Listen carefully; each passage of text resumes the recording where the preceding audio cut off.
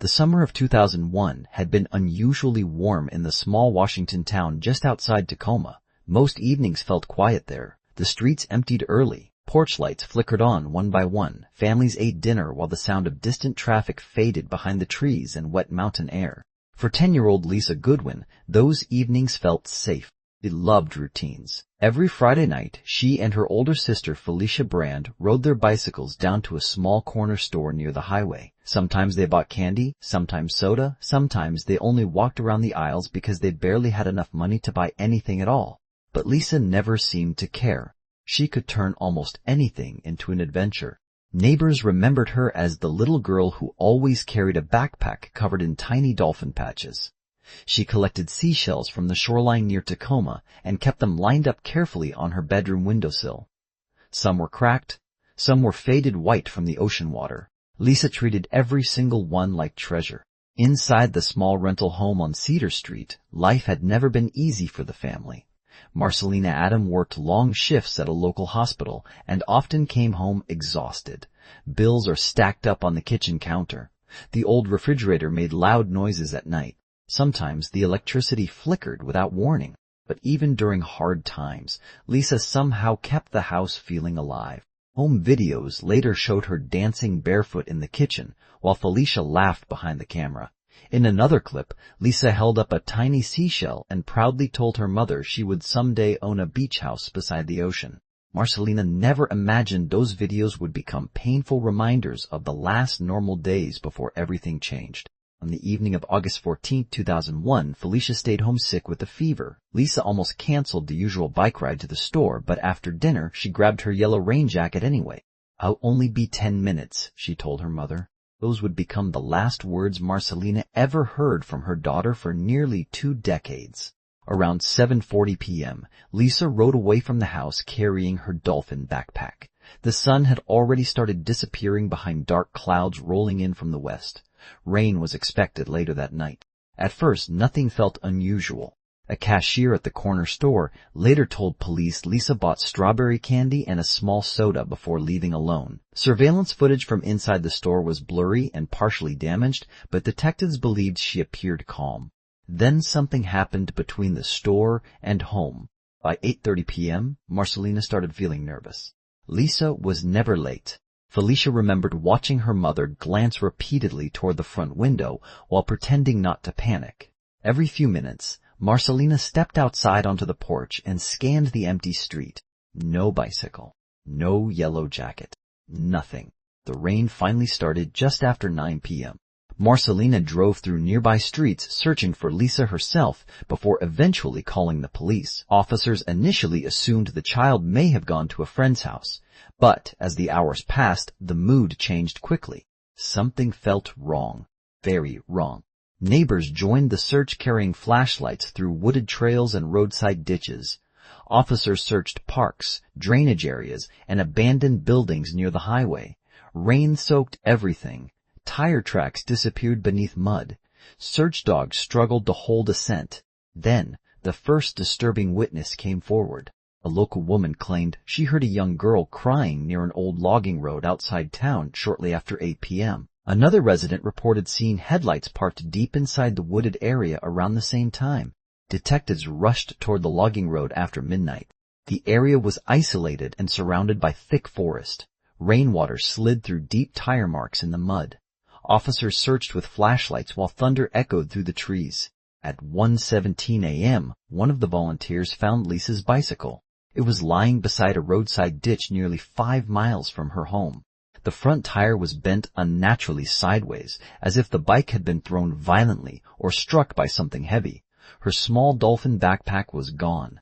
So was Lisa. The entire search suddenly became something much darker. Detectives immediately sealed off the area. Muddy boot prints were discovered near the ditch leading toward the woods. The impressions appeared larger than average adult shoe size. Rain had already damaged much of the evidence, but investigators could still see enough to know one thing. Lisa had likely not walked away alone. News spread quickly through the town by morning.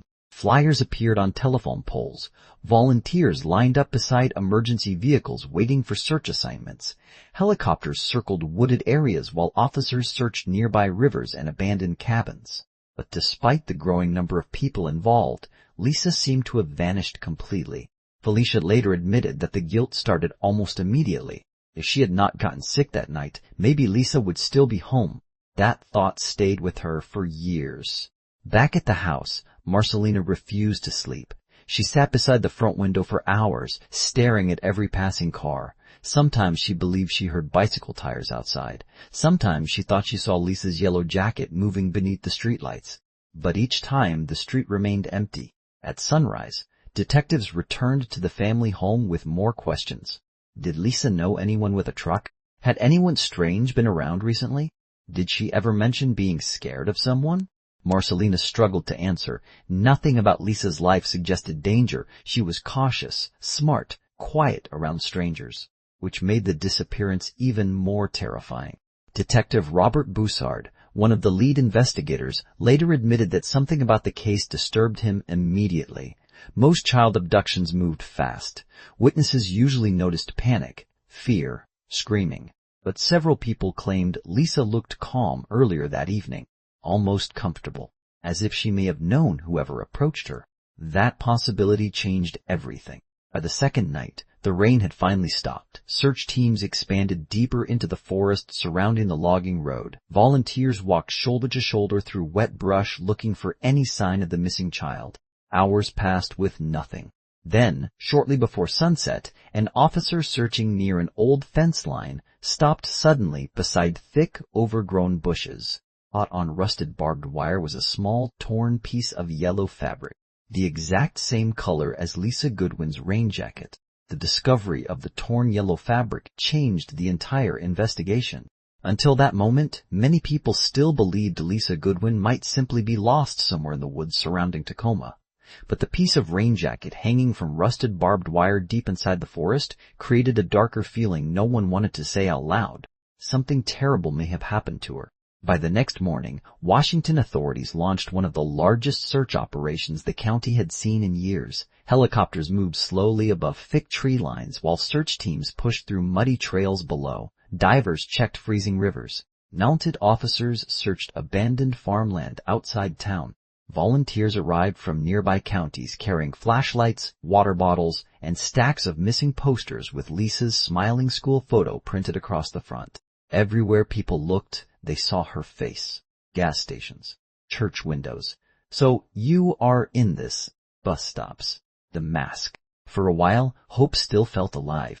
Detective Robert Boussard believed someone nearby knew more than they were admitting. The evidence around the logging road suggested Lisa did not simply wander away. But without fingerprints, surveillance footage, or reliable witnesses, investigators struggled to understand what had actually happened after she left the convenience store. Then another lead suddenly appeared. A local truck driver named Ray Thompson contacted police 3 days after the disappearance. He claimed he saw Lisa standing near an old gas station just outside town around 8 p.m. that night. But she had not been alone. According to Ray, Lisa appeared to be speaking calmly with an older man wearing a dark baseball cap. He described the interaction as strangely normal. The girl did not look frightened. She did not appear to be asking for help. That detail disturbed detectives immediately.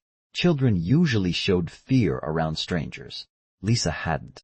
Ray also remembered seeing an older dark green van parked beside the gas station shortly before the man and child disappeared from view. Suddenly, investigators had something concrete to chase.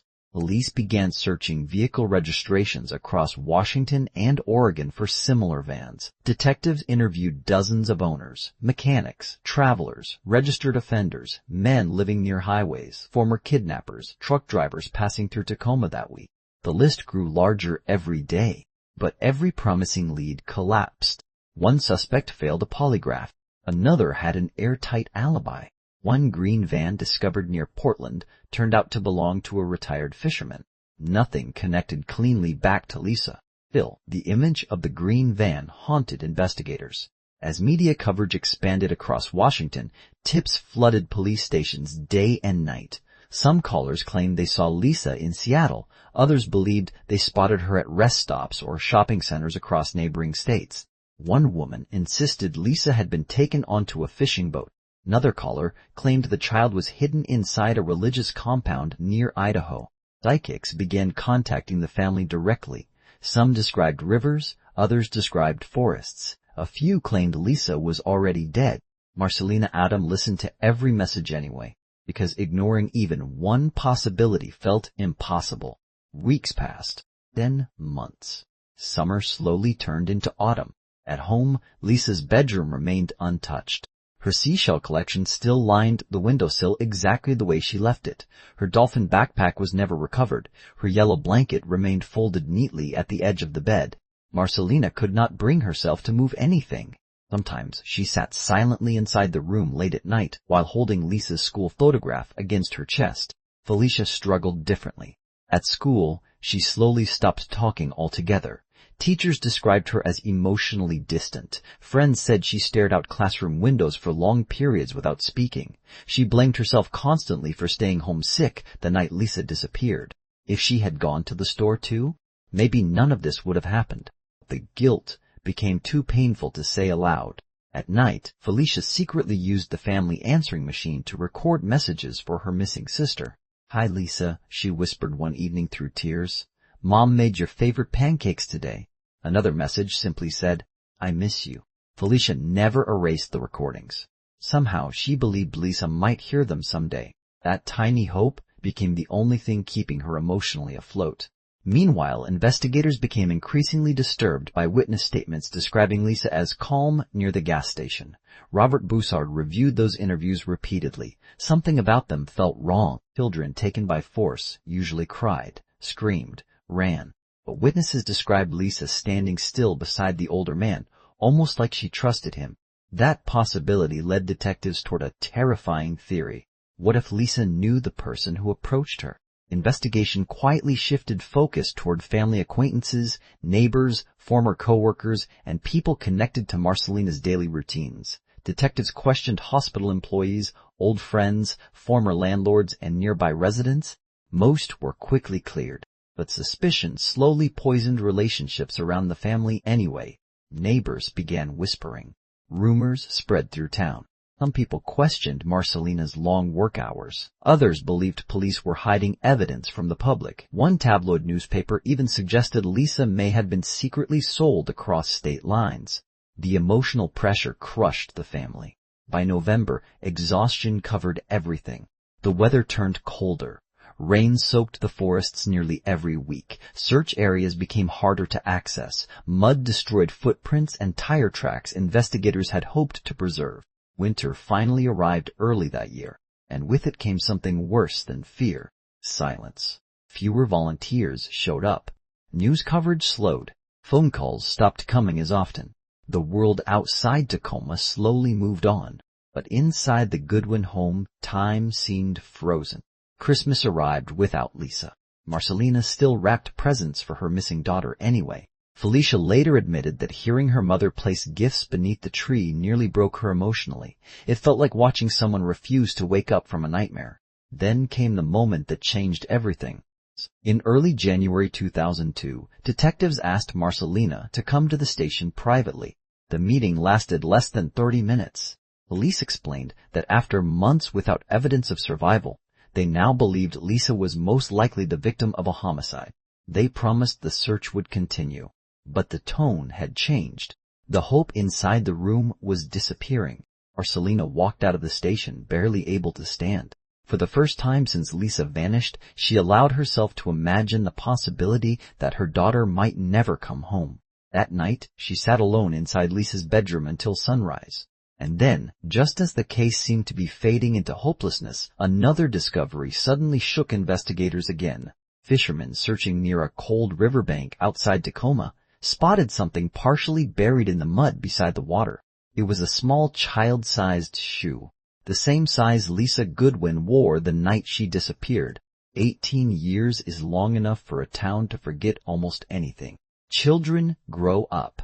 Stores close. Jests. Families move away. By 2019, most people in Tacoma barely remembered the name Lisa Goodwin. The old convenience store where she bought candy on the night she disappeared had become a laundromat. The logging road near the woods was now blocked by a metal gate. New homes stood where volunteers once searched fields carrying flashlights through the rain. But inside one small house on Cedar Street, time never fully moved forward.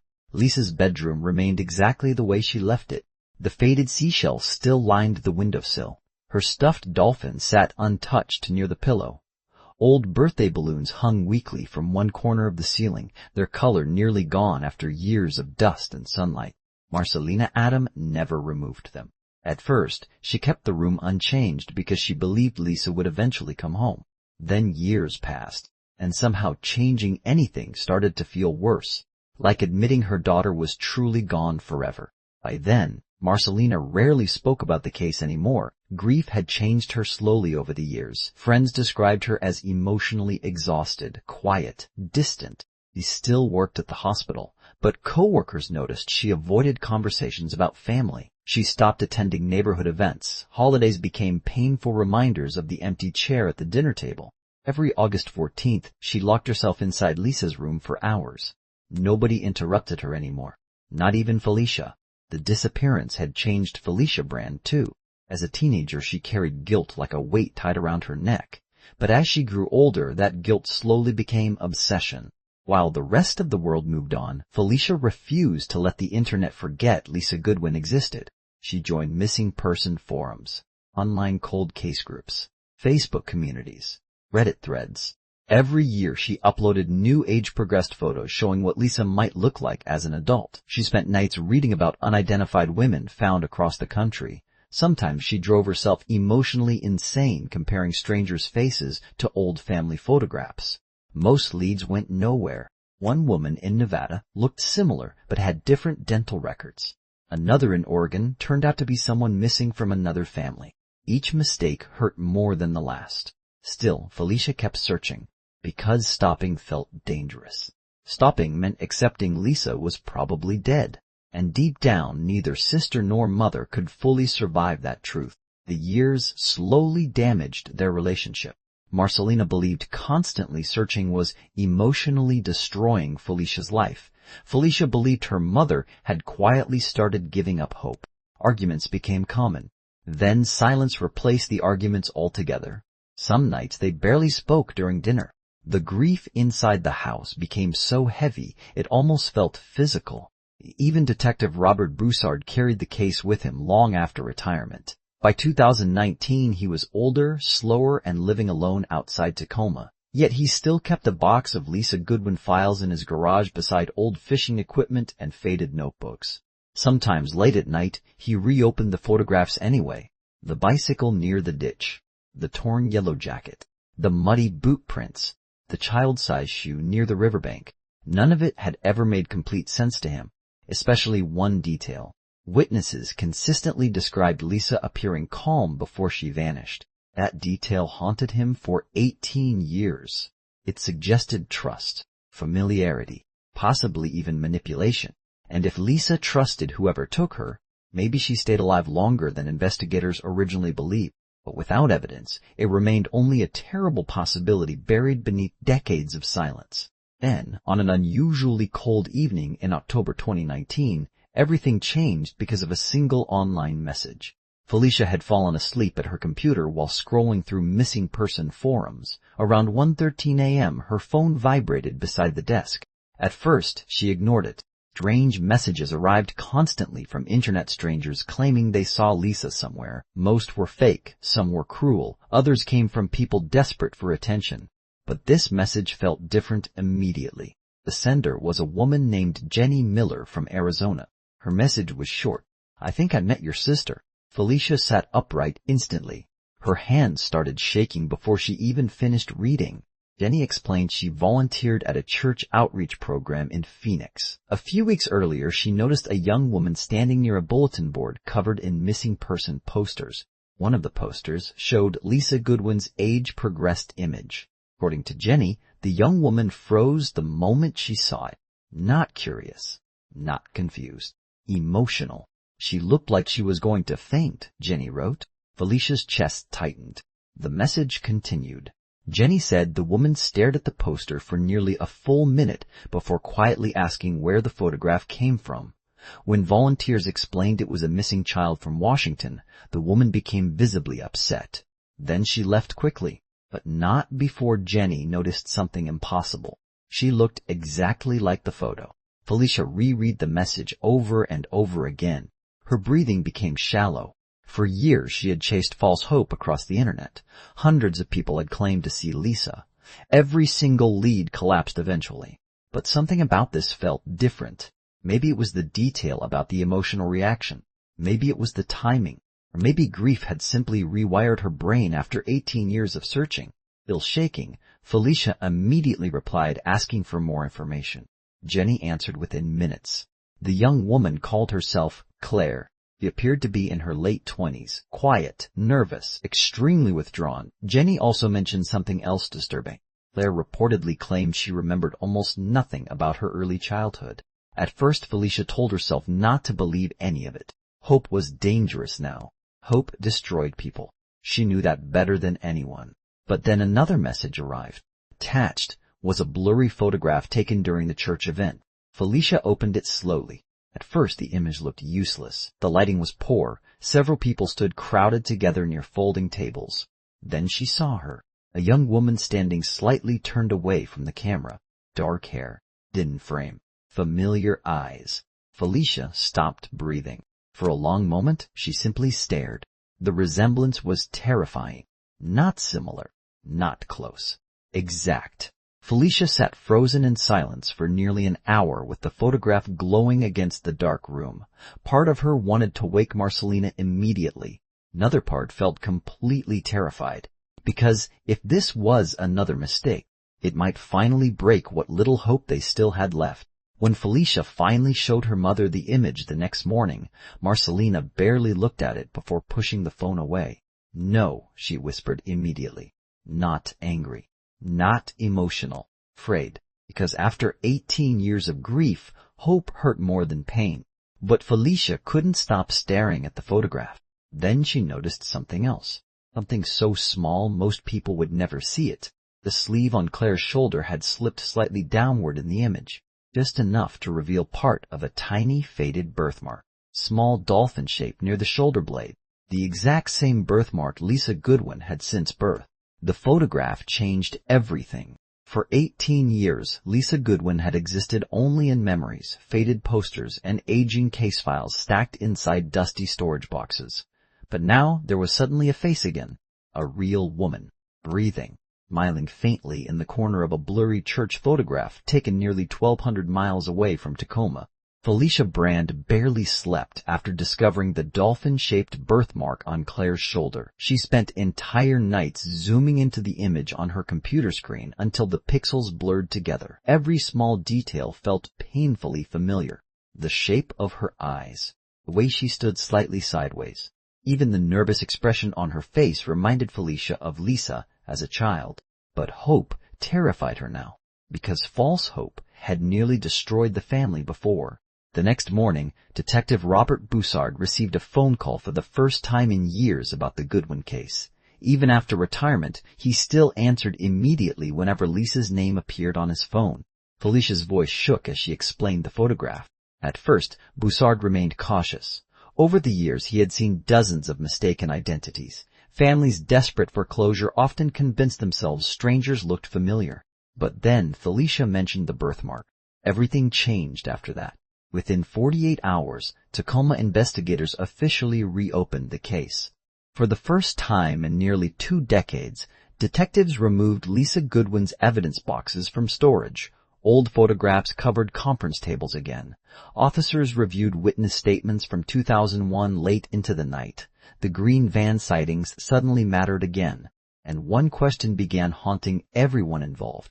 What if Lisa had survived all these years? Jenny Miller traveled to meet investigators in person soon after. She explained she volunteered regularly at a church charity center in Phoenix, serving struggling families and homeless women. That was where she met Claire.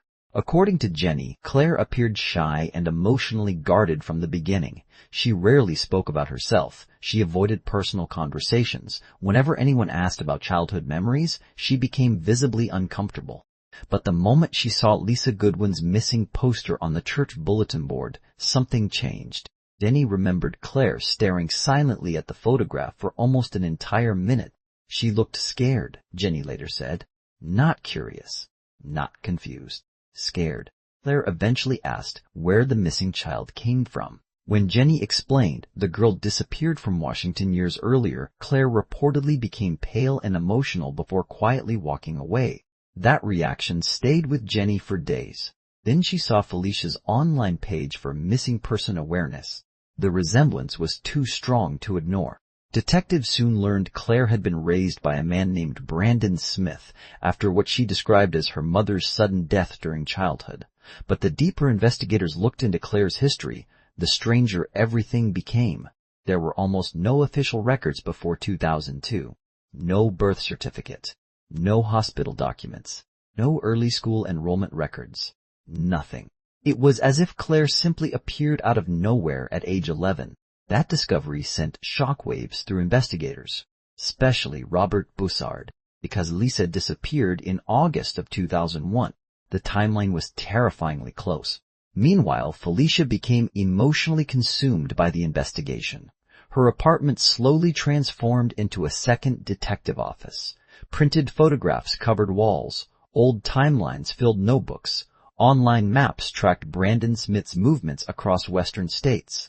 She barely answered phone calls anymore, barely slept. Sometimes Marcelina woke up in the middle of the night and found Felicia still sitting at the kitchen table, staring at Claire's photograph in complete silence. Their relationship remained fragile, but for the first time in years they shared something again. Hope. Tiny, dangerous, but alive. Marcelina tried not to let herself believe too much. She understood what hope could do to people after 18 years of grief, yet slowly, almost against her will, old habits returned. She started sleeping beside the phone again, every night, just in case. Investigators quietly arranged DNA testing without alerting Claire publicly. Detectives feared media attention could scare her away before they understood what was truly happening. Jenny Miller eventually convinced Claire to meet privately with a social worker connected to the investigation. According to reports, Claire appeared extremely nervous during the conversation. She reportedly admitted something deeply unsettling. She could not remember most of her childhood before age 11. Fragments existed. Rain, trees, a bicycle, a woman crying, but none of the memories felt complete. Claire also admitted Brandon Smith became extremely angry whenever she asked questions about her past growing up. He often claimed discussing childhood trauma would emotionally damage her. The more investigators heard, the more disturbed they became. Then another terrifying discovery surfaced. Brandon Smith had moved repeatedly across western states for years. Arizona, Nevada, New Mexico, Utah, California, sometimes staying less than a year in one location before relocating again. The pattern suggested someone avoiding stability or hiding. Robert Bussard immediately returned to an old detail buried deep inside the original case files. During one late-night interview, truck driver Ray Thompson remembered seeing the green van from 2001 parked outside an isolated roadside motel days before Lisa disappeared. Investigators re-examined motel records. The motel no longer existed, but archived paperwork revealed something chilling. One guest had checked in under the name Brandon Smith during the exact week Lisa vanished. Suddenly, the impossible no longer felt impossible. Online communities exploded after rumors leaked about the reopened investigation. Thousands of people followed every update obsessively. Amateur investigators compared childhood photographs of Lisa with pictures of Claire found online. Most became convinced they were the same person. Others warned the family not to trust another false lead. The emotional pressure became overwhelming. Then, just as detectives prepared to receive the DNA results, Claire disappeared. Completely. Her apartment sat empty. Her phone was disconnected. Neighbors claimed she left suddenly 2 nights earlier carrying only a duffel bag. No goodbye. No explanation. Marcelina emotionally collapsed after hearing the news. For 18 years she survived by preparing herself for loss, but somehow this hurt differently. Losing hope a second time felt even crueler than the first. Felicia reacted with panic instead. Why would Claire run unless she already suspected the truth? That question terrified investigators too. Did Brandon Smith discover the investigation? Did Claire learn something about her identity? Or was someone trying to silence her before the DNA results arrived? Days passed with no sign of Claire anywhere. Then, finally, late one rainy evening in Tacoma, Detective Boussard received a direct call from the State Crime Laboratory. The DNA comparison was complete. For several long seconds, he simply stared silently at the paperwork in front of him. After 18 years, the missing little girl from Tacoma was alive. Claire was Lisa Goodwin. For nearly 18 years, Lisa Goodwin existed only as a missing child, a photograph on old posters, a frozen bedroom, a voice trapped inside worn-out home videos. But now investigators were facing something emotionally impossible. Lisa was alive, and somewhere across the western United States, she was running from the very people trying to bring her home. The search for Claire intensified immediately after the DNA confirmation. U.S. Marshals joined local investigators while online communities exploded with theories about Brandon Smith and the woman believed to be Lisa Goodwin. Some people believed Claire disappeared because she discovered the truth herself. Others feared Brandon Smith had found her first. That possibility terrified everyone involved, especially Marcelina Adam. For days, she barely slept at all. Every sound from her phone sent panic through her body. Sometimes she woke up convinced she heard Lisa calling her name from another room. The emotional pressure became unbearable. After 18 years of surviving grief, Marcelina suddenly faced a completely different fear. What if her daughter was alive, but too emotionally broken to come home? Meanwhile, investigators traced Claire's last known movements across Arizona and Nevada. Surveillance footage showed her withdrawing cash from a gas station outside Phoenix shortly after learning detectives wanted to speak with her again. She looked exhausted, terrified, and alone. Detective Robert Boussard studied the footage repeatedly. Claire kept glancing over her shoulder as if expecting someone to follow her. That detail deeply disturbed investigators. It suggested fear, not guilt. 3 days later, U.S. Marshals finally received a call from a women's shelter in northern Nevada. Staff members recognized Claire from media reports circulating online, but waited to contact authorities because she appeared emotionally fragile and terrified. According to shelter workers, Claire barely spoke after arriving. She startled easily, avoided eye contact, and cried silently during the night when she thought nobody could hear her. Marshals arrived carefully. No flashing lights. No media. No sudden confrontation. When officers entered the shelter office, bodycam footage later showed a thin young woman sitting alone near a wall clutching a paper cup with shaking hands. Marcelina watched that footage hours later from Tacoma and immediately collapsed into tears. Even after 18 years, she recognized her daughter instantly, not because of the birthmark, not because of the DNA, but because Lisa still tucked her hair behind her ear the exact same way she did as a child whenever she felt nervous. The realization emotionally shattered Marcelina. Her daughter had survived all those birthdays, all those Christmas mornings, all those years everyone believed she was dead. Lisa had been alive somewhere the entire time. The woman sitting inside that Nevada shelter no longer looked like the little girl from Tacoma. She looked emotionally lost. During early interviews with investigators, Claire admitted she no longer knew which name truly belonged to her. Sometimes she referred to herself as Claire. Other times she stopped mid-sentence after hearing detectives call her Lisa. The confusion felt genuine, painfully genuine. He explained that Brandon Smith raised her from childhood after what he described as a family tragedy. According to Claire, Smith told her repeatedly that her biological family abandoned her because they did not want her anymore. He claimed he rescued her, protected her, saved her life, and for years she believed him. Detectives asked whether she ever suspected something was wrong.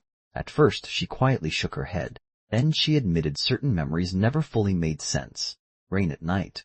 A bicycle tire spinning, trees moving outside a car window, and somewhere far away, a woman screaming her name. Those fragmented memories haunted her throughout childhood, but Brandon Smith always dismissed them as nightmares caused by trauma. Claire said he became angry whenever she asked questions about her past. Sometimes he refused to speak to her for days afterward. Other times, he packed their belongings suddenly and moved to another state. Arizona, Nevada, Utah, California, over and over again. Each move erased another piece of stability from her life. Detectives slowly began believing Brandon Smith spent years intentionally isolating Lisa emotionally from the truth. Experts reviewing the interviews later described it as identity manipulation, not physical chains, psychological ones. And somehow, despite everything, part of Lisa may have still remembered home deep inside her mind. That realization emotionally devastated Felicia Brand. For years she imagined her sister gone forever, but now she faced something far more painful. Lisa survived all those years emotionally trapped inside someone else's life. The sisters finally spoke by phone 2 days after Claire was located. Investigators originally planned a controlled conversation with therapists present, but the moment the call connected, everything became emotional chaos. Felicia barely managed to say hello before breaking down crying. For several long seconds, Claire said nothing at all. Then something changed. Investigators later described watching her expression collapse completely after hearing Felicia's voice. Almost like buried memories suddenly forced their way back to the surface. Claire started crying uncontrollably. Not politely, not quietly. Deep emotional sobs that left her struggling to breathe. Felicia cried too. Neither woman could fully form sentences anymore. At one point, Claire whispered something investigators would later replay repeatedly during interviews. "I know your voice." The statement stunned everyone listening, because despite 18 years apart, despite a stolen identity, despite being told her family abandoned her, some part of Lisa Goodwin still remembered her sister. The emotional call lasted nearly 40 minutes. Most of it was crying, fragmented questions, and long stretches of silence. Claire repeatedly apologized without fully understanding why. Felicia kept saying the same thing over and over. "You didn't do anything wrong." But reconnecting emotionally proved far more complicated than anyone expected. Lisa struggled constantly between two realities. One life told her she was Claire, abandoned and unwanted, before being rescued by Brandon Smith. The other revealed she had once been Lisa Goodwin, a missing child whose family searched for her for nearly 2 decades. Those identities crashed violently inside her. Some moments she seemed desperate to reconnect with Marcelina and Felicia. Other moments she withdrew emotionally and defended Brandon Smith, insisting he cared for her deeply despite everything investigators uncovered. That contradiction deeply disturbed detectives. Did Brandon truly act alone? Did someone help him? And how much did Lisa subconsciously remember all those years? Investigators still had no answers. But one thing became painfully clear. The emotional reunion everyone imagined would instantly heal. The family was far more complicated than they expected. Because Lisa had not simply disappeared, she had become someone else. 3 nights after the phone call with Felicia, investigators finally arranged a private video conversation between Lisa and Marcelina. The room remained almost completely silent before the screen connected. Marcelina sat trembling beside detectives in Tacoma. 18 years of grief rested on that moment. Then the video finally appeared. Lisa stared at the screen nervously. Older, different, but unmistakably her. Neither mother nor daughter spoke at first. They simply looked at each other while tears slowly filled both of their eyes. Marcelina finally whispered the words she imagined saying for nearly 2 decades. "I never stopped looking for you." Lisa tried speaking several times but could not. Then suddenly, almost like a memory breaking through years of darkness, her expression changed completely. And through tears, after 18 years apart, Lisa Goodwin finally whispered one word. "Mom?" The reunion at the airport did not feel real at first. For 18 years, Marcelina Adam imagined that moment so many times her mind no longer trusted it. In some versions, Lisa came home as a little girl exactly the way she remembered her. In others, the reunion never happened at all. Now, standing inside a crowded airport terminal in Washington, Marcelina could barely breathe while waiting for the woman walking slowly toward her. News cameras lined the hallway behind police barriers. Reporters whispered into microphones. Strangers stood silently watching a story most people believed only happened in movies. But for Marcelina, none of it mattered. All she saw was her daughter. Lisa looked nervous as she stepped through the terminal beside investigators and trauma specialists. She wore a gray sweater and kept pulling the sleeves over her hands the same way she did as a child whenever she felt afraid.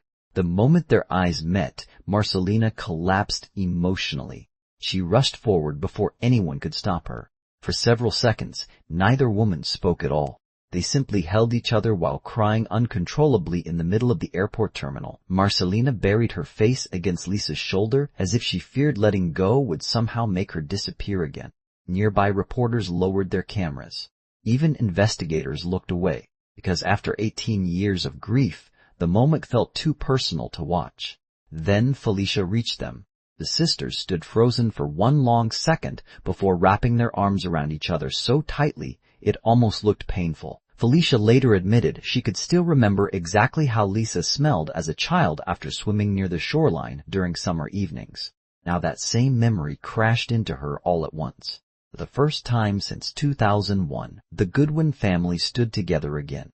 But emotional reunions do not erase trauma, and everyone quickly realized Lisa's return would be far more complicated than simply coming home. In the weeks following the reunion, Lisa struggled constantly with identity confusion. Some mornings, she introduced herself as Claire without realizing it. Other days, she cried after hearing people call her Lisa because the name felt emotionally unfamiliar and deeply personal at the same time. Therapists later explained that her mind had spent nearly 2 decades surviving inside a false reality created by Brandon Smith. Undoing that psychological damage would take years. Certain memories returned slowly. A smell, a sound, a sentence. One afternoon, Marcelina cooked tomato soup while an old country song played quietly in the kitchen radio. Halfway through lunch, Lisa suddenly stopped moving. Tears filled her eyes immediately. She remembered hearing the same song as a little girl while coloring at the kitchen table beside her mother. The memory lasted only seconds before disappearing again. But it was enough. It was enough. Enough to prove parts of Lisa Goodwin had survived all those years hidden beneath another identity. Other memories returned unexpectedly too. Just windows. Bicycle tires on wet pavement. The sound of Felicia laughing somewhere nearby. Every recovered memory felt both beautiful and devastating because each one reminded Lisa how much childhood had been stolen from her. Returning to Washington permanently became another emotional challenge. Everything looked familiar and unfamiliar at the same time. Roads had changed. Buildings disappeared. The old convenience store was gone, but some things remained exactly where memory left them, especially inside the house on Cedar Street. The day Lisa finally walked back into her childhood bedroom, nobody spoke. Marcelina quietly opened the door and stepped aside. Lisa froze immediately. The room looked almost untouched despite 18 years passing outside those walls. Stuffed animals still rested beside the bed. Seashells lined the windowsill exactly where she placed them as a child. Faded birthday balloons still hung weakly from the ceiling corners. For several long moments, Lisa simply stared in silence. Then she broke down completely. She fell to the floor crying while holding one of the stuffed dolphins against her chest. Felicia knelt beside her crying too. The room had waited 18 years for her return. And somehow, impossibly, she finally came home. Later that evening, Marcelina brought out a large plastic storage box from the closet. Inside were birthday cards. Dozens of them. One for every year Lisa was missing. Marcelina never stopped writing to her daughter even after police believed she was dead. Some cards were hopeful, others sounded emotionally broken. A few simply said, "I love you. I love you." Lisa spent hours reading them quietly. By the end, she could barely speak through tears. For years she believed nobody wanted her. Now she held proof that her family never stopped loving her for a single day. Meanwhile, Brandon Smith's arrest shocked investigators across multiple states. Authorities discovered he spent years living under different names while constantly moving between western cities. The deeper detectives looked into his past, the more disturbing the pattern became. False paperwork, manipulated school records, hidden addresses. Psychologists later believed Smith became emotionally obsessed with creating a completely new identity and life after kidnapping Lisa in 2001. Yet even after the arrest, major questions remained unanswered. Did someone help him originally? Why did Lisa appear calm near him before disappearing? And how many moments throughout childhood did she subconsciously realize something was wrong? Lisa herself later admitted those feelings never completely disappeared.